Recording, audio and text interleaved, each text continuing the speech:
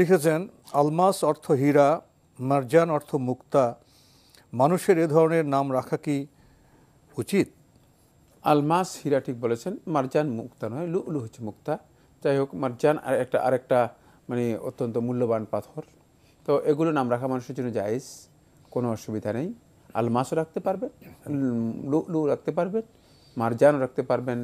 তবে মারজান পুরুষের জন্য রাখা হয় থাকে, আলমাস মানে মহিলাদের জন্য রাখা হয় থাকে, লুলু মহিলাদের জন্য রাখা হয় থাকে। মানে আরবি ভাষায় মূলত মানে এর একটা প্রয়োগ রয়েছে, সেখানে বাংলাতেও আপনি হয়তো পার্থক্য হতে পারে। অনেক নাম আছে আরবিতে যেগুলো মহিলাদের জন্য রাখা হয়, বাংলাতে দেখা যায় সেগুলো পুরুষের জন্য রাখা হয় থাকে। তো নির্ভর করতেছে এলাকার প্রচলন। জি, এলাকার ব্যবহারের উপর। যেমন এহসান, এহসান এই নামটি আমরা বাংলাদেশে দেখব পুরুষের জন্য রাখা হয় থাকে, কিন্তু সৌদি আরবে এহসান রাখা হয় থাকে নারীদের জন্য, নারীদের নাম। তো এরা মানে এই জন্য মানে নামের বিষয়গুলো মূলত মানে কমন চিন্তা করার সুযোগ নেই, কিন্তু এই ধরনের নাম রাখা জায়েজ রয়েছে, না জায়েজ নয়। নামের শেষে আলী যোগ করলে কি শিরক হতে পারে? যেমন কারো নাম বান্দে, শেষে আলী যোগ করে হলো বান্দে আলী, অর্থাৎ আলীর বান্দা বা দাস। কারো নাম আবেদ, শেষে আলী যোগ করে হলো আবেদ আলী, অর্থাৎ আলীর উপাসক।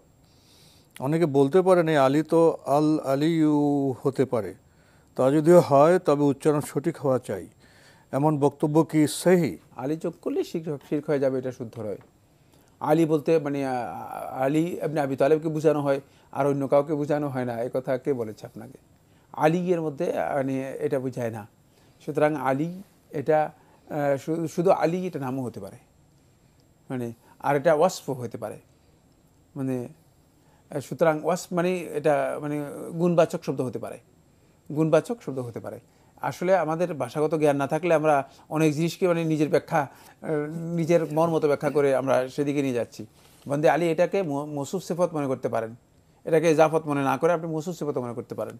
এটা মানে মানে ওই বান্দা, যে বান্দা মানে আলী হলো মানে মানে উচ্চ মর্যাদা সম্পন্ন বান্দা, এটা তো হতে পারে। সে মানে বন্ধ শব্দটা আপনি বন্দা এর অর্থে নিয়ে গেছেন। বন্ধ কিন্তু বন্দায়ের অর্থ হইতে পারে, বন্দা ছাড়াও হইতে পারে। এখানে হাঁটা হজব করে এজাফতের জন্য হইতে পারে, এজাফত ছাড়াও হইতে পারে। যাই হোক, মানে এটা ফার্সি শব্দ। আবেদ আলী এটাও মানে ওয়াস মৌসুফ সিফত হতে পারে। মানে একটা হলো মৌসুফ মানে মানে গুণবাচক বৈশিষ্ট্য, আর হচ্ছে নাম মানে গুণবাচক বৈশিষ্ট্যের নাম, মানে একটা মৌসুফ আর একটা সিফাত, যেটার গুণ বর্ণনা করা হয়েছে আর যেটা গুণ, এই দুটাও হইতে পারে। সুতরাং সেক্ষেত্রে কোনো অবস্থাতেই এটা শিরকের মধ্যে যাওয়ার সম্ভাবনা নেই। তবে মানে এই ধরনের প্রয়োগ সলফে সালেহিনগণ পছন্দ করেন নাই। কেন? এটি সুনির্দিষ্ট একটি বিভ্রান্ত ফেরকার, পথভ্রষ্ট একটি ফেরকার একটা মানে রীতি, একটা মানে তাদের একটা প্রথায় পরিণত হয়ে গিয়েছে। তাদের প্রথা হচ্ছে এই, তারা ওই সুনির্দিষ্ট ফেরকাটি মানে তারা নিজেদের নামের শেষে যেভাবে হোক মুর্তাজা আলী, মুস্তফা আলী, গোলাম আলী, সামাদ আলী ইত্যাদি এই ধরনের নাম ব্যবহার করতেন, এই ধরনের নাম ব্যবহার করতেন। এই জন্য সলফে সালেহিন এটাকে অপছন্দ করেছেন, সলফে সালেহিন এটাকে অপছন্দ করেছেন। মানে তারা তাদের নামের শেষে ওই নির্দিষ্ট বিভ্রান্ত পথভ্রষ্ট একটি ফেরকা, রাফেজি সম্প্রদায় এই কাজটি করত।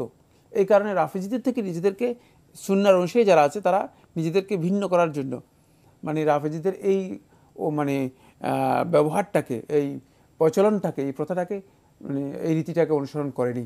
সুতরাং উত্তম হচ্ছে এই রীতি পরিহার করা, কোনো সন্দেহ নেই। কিন্তু এটা শিরক হয়ে যাবে এ ধরনের বক্তব্য দিতে হলে না, তাহলে এর জন্য মানে প্রয়োজনীয় এভিডেন্স থাকতে হবে। আন্দাজে বললে চলবে না, শুধু নামের মধ্যে শিরকের কিছুই নেই।